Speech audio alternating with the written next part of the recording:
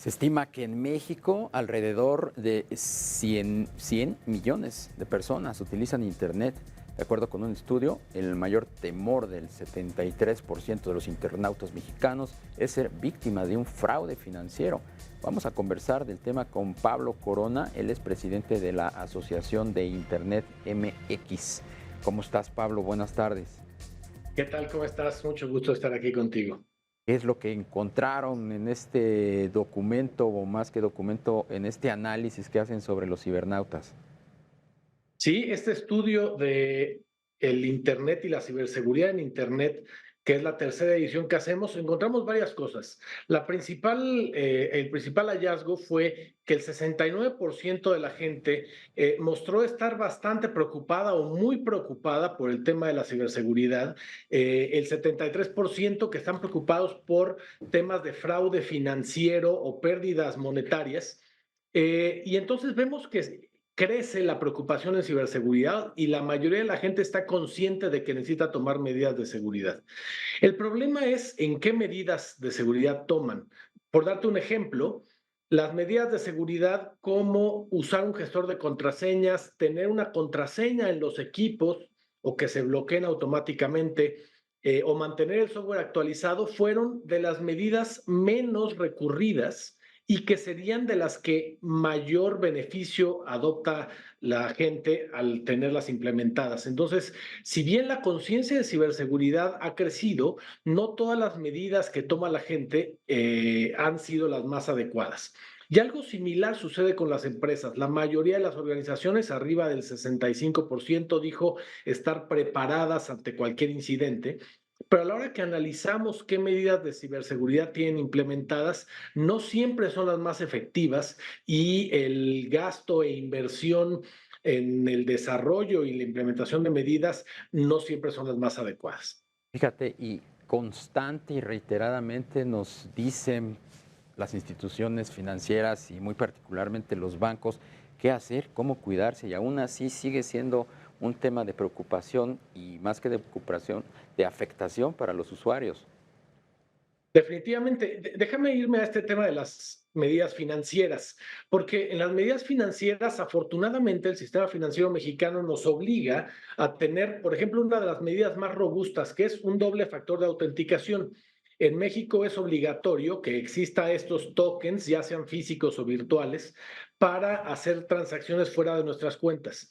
Pero en otras cosas que no son las medidas bancarias, esto no es obligatorio. Entonces, el que un usuario implemente medidas como esto, aunque sea voluntario, lo haga de manera intencional en el correo electrónico, en los sistemas corporativos, en los sistemas hasta de mensajería instantánea, son medidas importantes.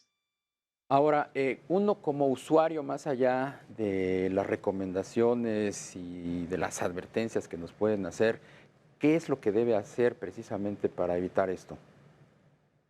Déjame resumirlo en algunas pocas medidas que parecen básicas, pero son muy efectivas.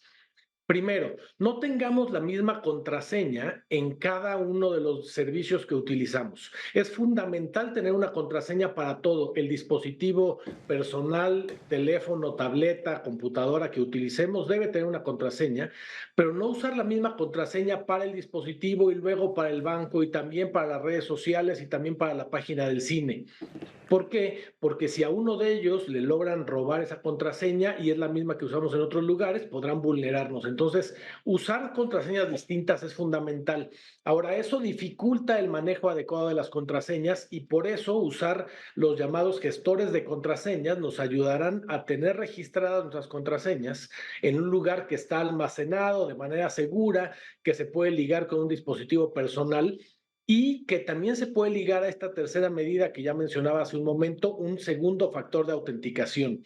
De tal manera que si alguien lograra robarnos nuestra contraseña, necesitan de ese segundo factor, de ese token, para acceder a nuestras cuentas y ese segundo factor de autenticación se puede implementar en los sistemas bancarios, en los sistemas de entretenimiento, en las páginas web, en los sistemas de mensajería instantánea, correo electrónico, redes sociales. Y luego mantener actualizados todos nuestros sistemas. A veces es engorroso actualizar nuestros sistemas y parece que nos quita tiempo, pero mantenerlos actualizados nos ayuda a mantener nuestros sistemas informáticos con robustez, así como cuando vamos a vacunarnos buscamos fortalecer nuestro sistema inmune. Pablo, entonces 100 millones de los 100 millones que usan Internet en México, 73% tiene temor a los fraudes. ¿Ese 73% ha sido defraudado? ¿Tienen alguna Eh, estimación de cuánta gente de los 100 millones o qué porcentaje real de los 100 millones han sido objeto de fraude? Tenemos números sobre cuánta gente, número uno, déjame irme a cuántos lo reportaron. Si han tenido una experiencia negativa en Internet y reportaron, el 33% ha tenido una experiencia negativa en Internet y ha buscado hacer un reporte sobre ella. Ahora, de estos reportes, hay reportes que tienen que ver desde fraude o casos de suplantación de identidad, de robo de información, de acoso, de publicación de imágenes personales. Y habría que desglosar cada una de ellas, pero la mayor incidencia tiene que ver con el 73% que han sufrido casos en donde alguien buscó hacerles un fraude monetario. Afortunadamente, la mayoría de estos logran ser detenidos y solo un 23% de la gente ha sido víctima en efecto de un fraude que le llevó a una pérdida monetaria. Pues Pablo Corona, presidente de la Asociación de Internet de México, te agradezco mucho que nos compartas esta información. Muchas gracias a ustedes y estamos a sus órdenes. Igualmente.